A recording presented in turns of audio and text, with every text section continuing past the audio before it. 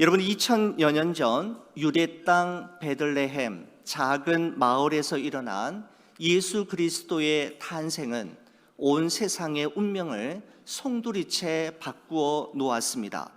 죽음으로 끝나버릴 비극적인 운명의 인생이 예수 그리스도의 탄생으로 말미암아 영원한 생명으로 이어지는 새로운 삶의 지평이 바로 그날부터 시작되었기 때문입니다. 예수님께서 이 땅에 오시기 전 이 세상은 마치 사형 집행을 기다리는 사형수들의 거대한 감옥과도 같았습니다. 사형 집행 날짜만 다를 뿐 어느 누구도 거부할 수 없는 죽음이라는 절망의 그림자가 각 사람들 위에 짙게 드리워져 있었고, 이 세상에 태어난 모든 사람들은 반드시 그 죽음의 사형틀 앞에 서야만 했습니다.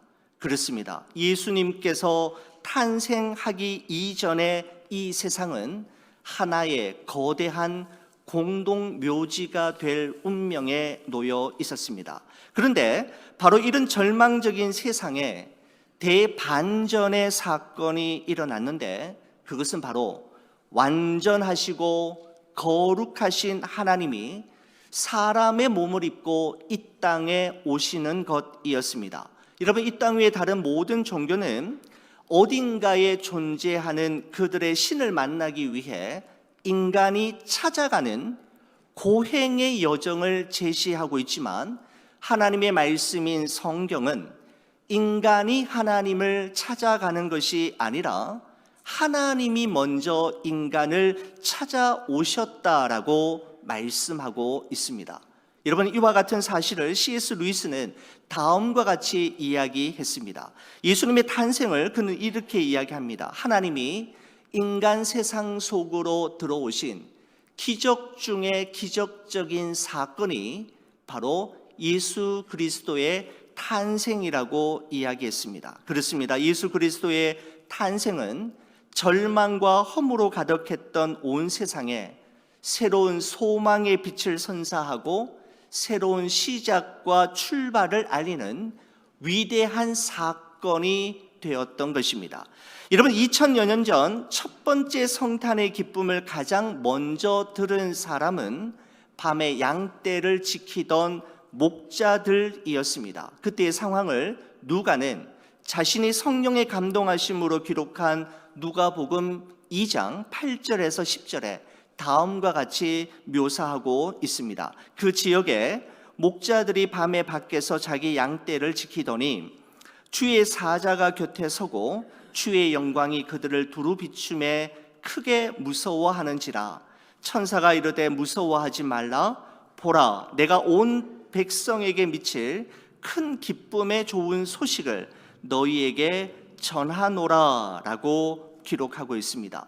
여러분, 당시 목자들은 신분적으로 아주 낮은 계층의 비천한 사람들이었고, 탈무드의 기록에 의하면 당시 목자들은 법정에서 증인으로 설 수 없을 정도로 믿을 수 없는 사람, 그야말로 크레딧을 잃어버린 사람들의 대명사가 바로 목자들이었습니다. 여러분, 하지만 하나님의 보내심을 받은 천사들은 온 백성에게 미칠 큰 기쁨의 좋은 소식을 세계 최강의 힘을 가진 당시 로마 제국의 가이사 아구스도와 총독 구레뇨를 통해서 전한 것이 아니라 사람들의 시선과 관심 밖에 있었던 아웃사이더에 있었던 목자들에게 가장 먼저 전해 주었습니다. 여러분, 이것이야말로 첫 번째 성탄이 우리에게 전해주는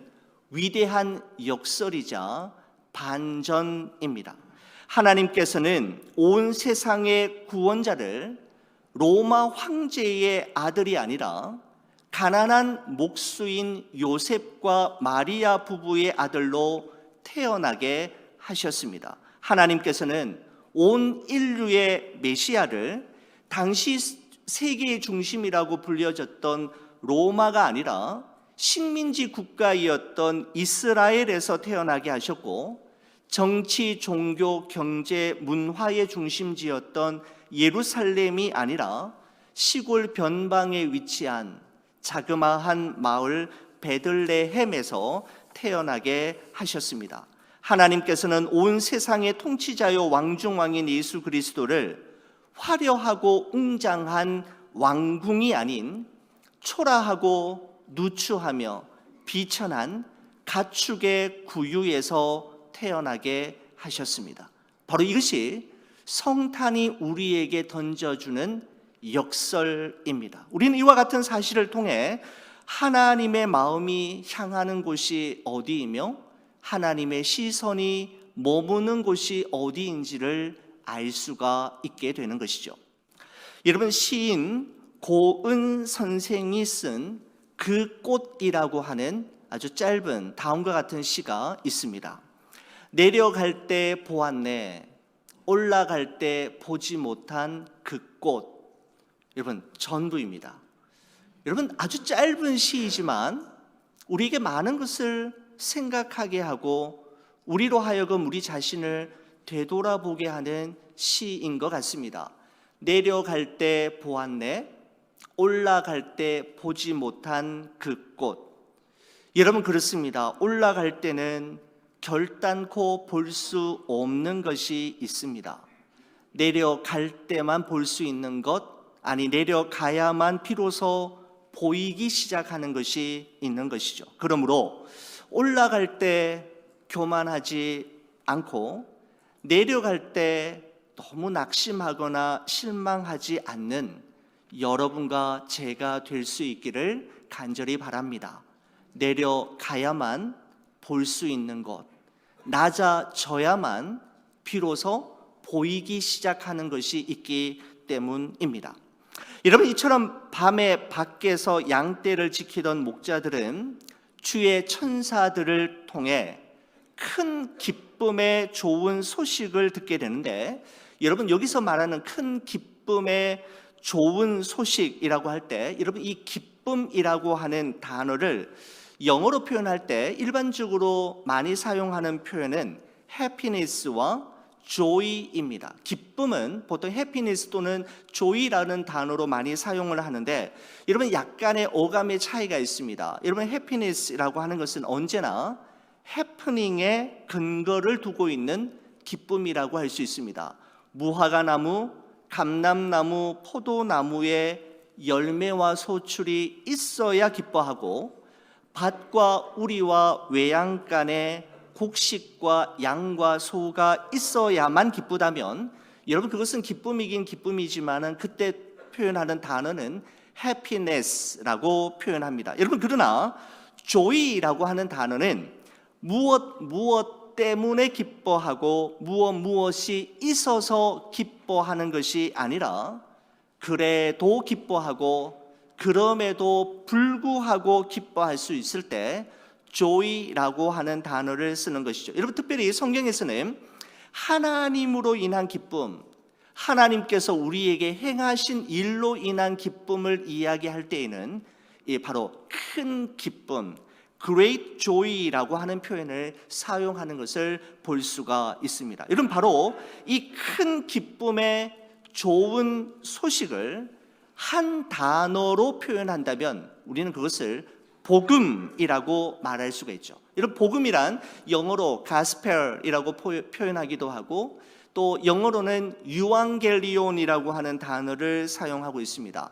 여러분, 사실 로마 제국이 세계를 제패하고 있었던 당시에 이 유앙겔리온이라고 하는 복된 소식, 좋은 소식이라고 하는 이 단어는 황제의 생일 또는 황제의 아들이 태어났을 때에만 사용했던 단어입니다.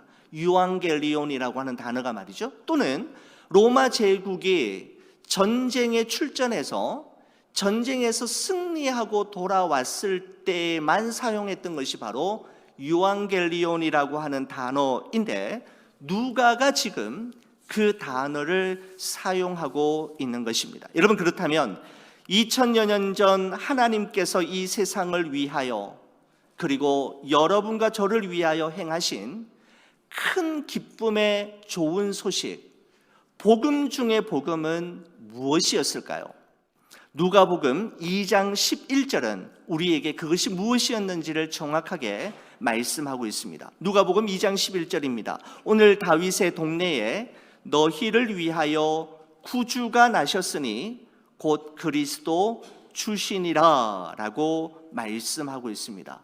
온 세상과 온 인류에게 임한 가장 큰 기쁨의 좋은 소식이란 바로 여러분과 저를 위하여 구주가 나셨다라는 소식이었습니다. 여러분, 그러면서 천사는 목자들에게 구주로 나신 그 아기가 그리스도 주라는 사실을 한눈에 알아볼 수 있는 분명한 증거, 사인이 있는데 그것이 무엇이었는지를 목자들에게 이야기합니다. 여러분, 본문 12절의 말씀을 보시겠습니까?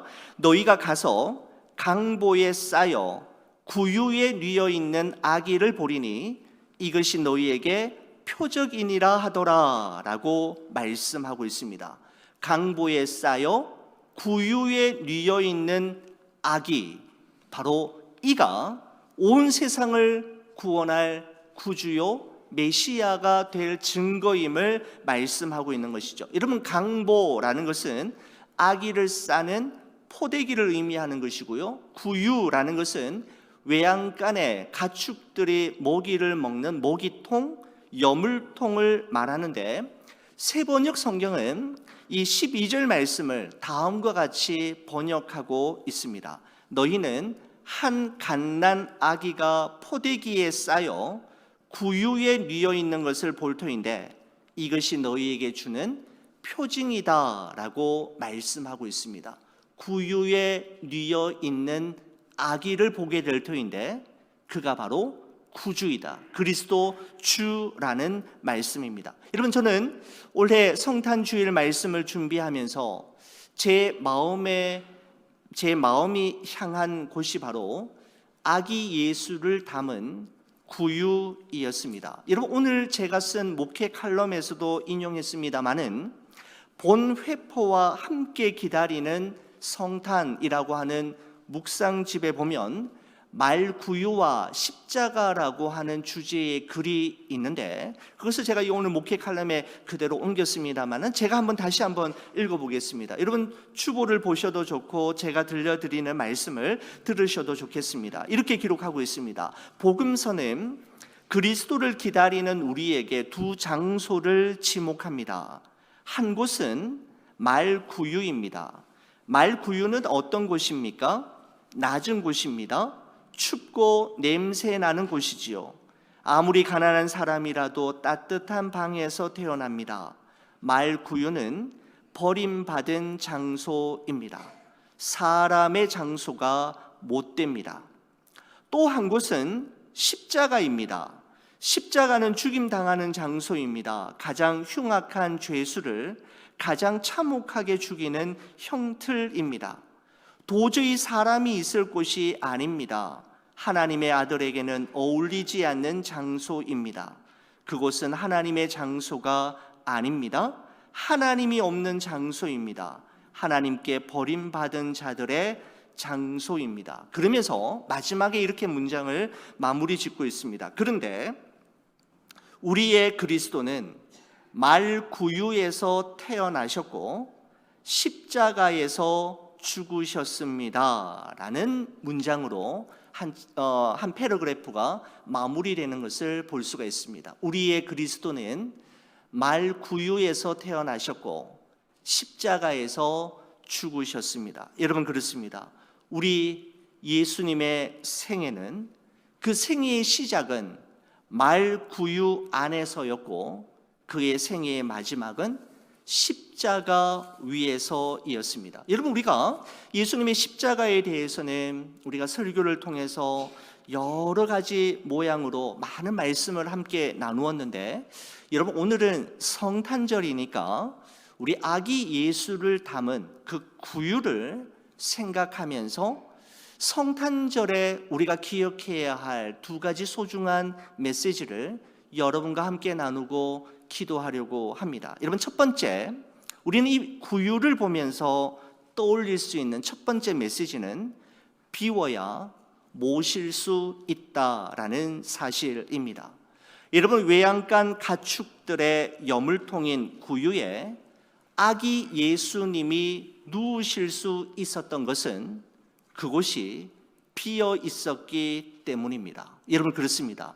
비어 있어야 주님을 모실 수가 있습니다. 만왕의 왕이요 전능하신 하나님의 본체이신 예수 그리스도에게 구유는 정말 어울리지 않는, 도무지 격에 맞지 않는 장소이었지만 성부 하나님께서 당신의 유일한 독생 성자를 이 땅 위에 보내시면서 머물기로, 그 아기를 담기로 결정하신 곳은 여관이 아니라 구유이었습니다. 구유이었던 한 가지 이유는 그 구유가 비어 있었기 때문입니다. 그래요. 비어 있어야 주님을 모실 수 있습니다. 여러분, 저는 이 말씀을 묵상하면서 예전에 시인과 촌장이라는 그룹으로 유명했던 하덕규 씨가, 여러분 지금은 이제 목사님이 되셨죠. 이 하덕규 씨가 지은 가시나무라고 하는 노래 가사가 다시금 제 마음에 떠올랐습니다. 그 가사가 참 의미 있는 가사인데 제가 한번 준비를 해보았습니다. 내 속엔 내가 너무도 많아 당신의 쉴 곳 없네. 내 속에 헛된 바램들로 당신의 편할 곳 없네.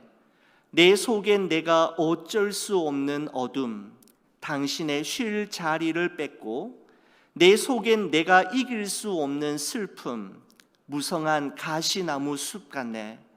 바람만 불면 그 메마른 가지 서로 부대끼며 울어대고, 쉴 곳을 찾아 지쳐 날아온 어린 새들도 가시에 찔려 날아가고, 바람만 불면 외롭고 또 괴로워 슬픈 노래를 부르던 날이 많았는데, 내 속엔 내가 너무도 많아 당신의 쉴 곳 없네 라고 하는 이 노래 가사가 제가 첫 번째 여러분과 함께 나누었던 비워야 모실 수 있습니다 라고 하는 그 주제와 결을 같이 한다라는 생각이 들었습니다.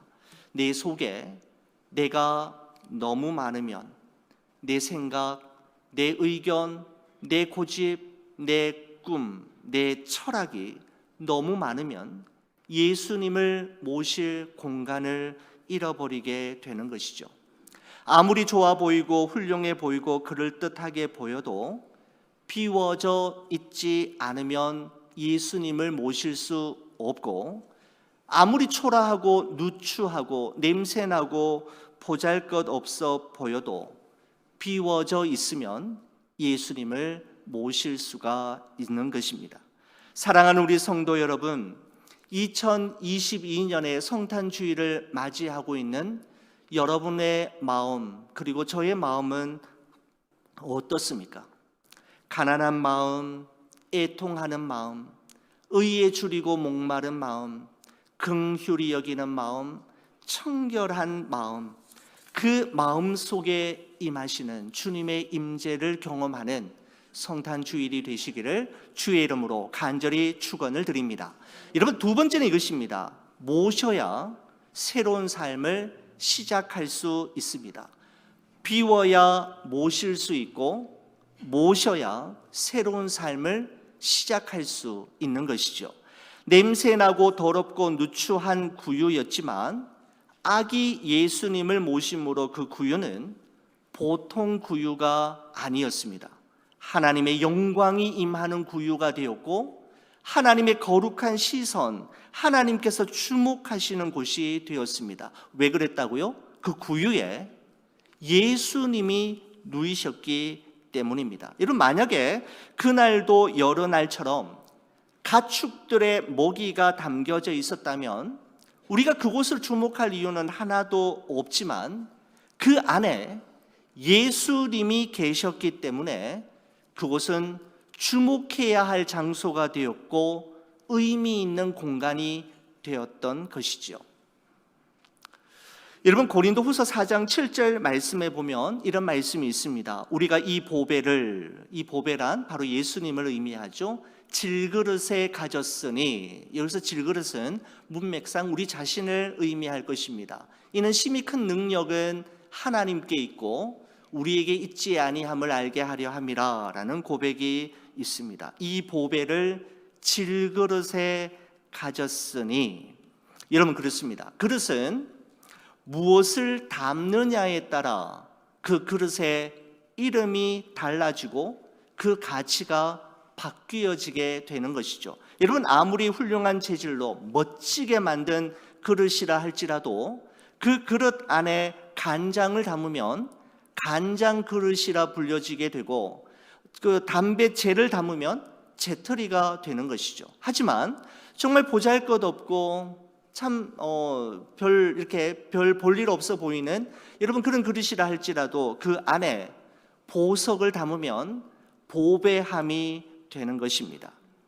여러분 성경은 우리가 비록 깨어지기 쉽게 금이 가는 연약한 질그릇과 같은 존재라고 할지라도 보배이신 이 세상 그 무엇보다도 가장 존귀하신 예수 그리스도를 담고, 예수님이 내 안에, 내가 예수님 안에 거하면 존귀한 존재가 될 수 있음을 말씀하고 있습니다.